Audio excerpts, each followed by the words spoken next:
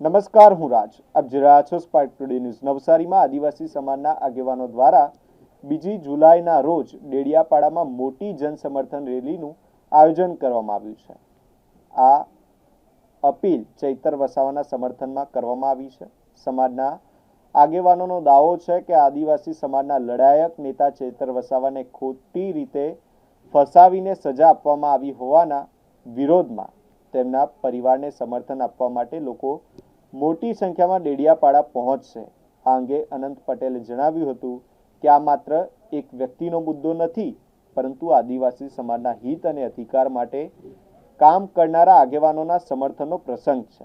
આગેવાનો દ્વારા સમાજના કાર્યકર્તાઓ અને સામાન્ય લોકોને જય આદિવાસી, જય જોહરના નારાઓ સાથે મોટી સંખ્યામાં જોડાઈને પરિવાર અને ચૈતર વસાવાને સમર્થન આપવા અપીલ કરવામાં આવી. જય આદિવાસી, જય જોહાર.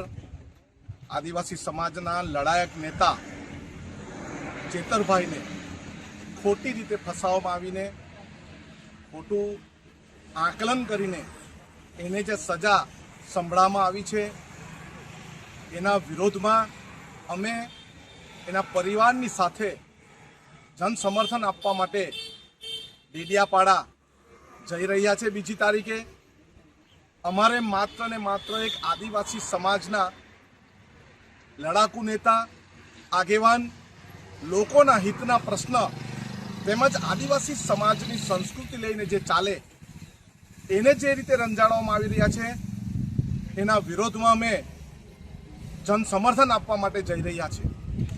તો હું દરેક આદિવાસી સમાજના આગેવાનોને, કાર્યકર્તાઓને, સામાજિક આગેવાનોને, નેતાઓને અપીલ કરું છું કે આજે આપણે ચેતર વસાવાને નહીં પરંતુ આદિવાસી સમાજના હિતચિંતકને મદદરૂપ થવા જઈ રહ્યા છે, સમર્થન આપવા જઈ રહ્યા છે.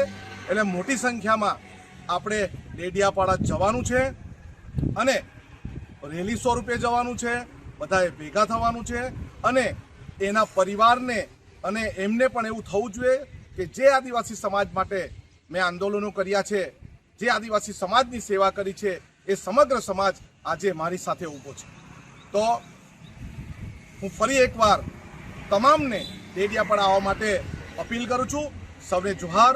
જય આદિવાસી.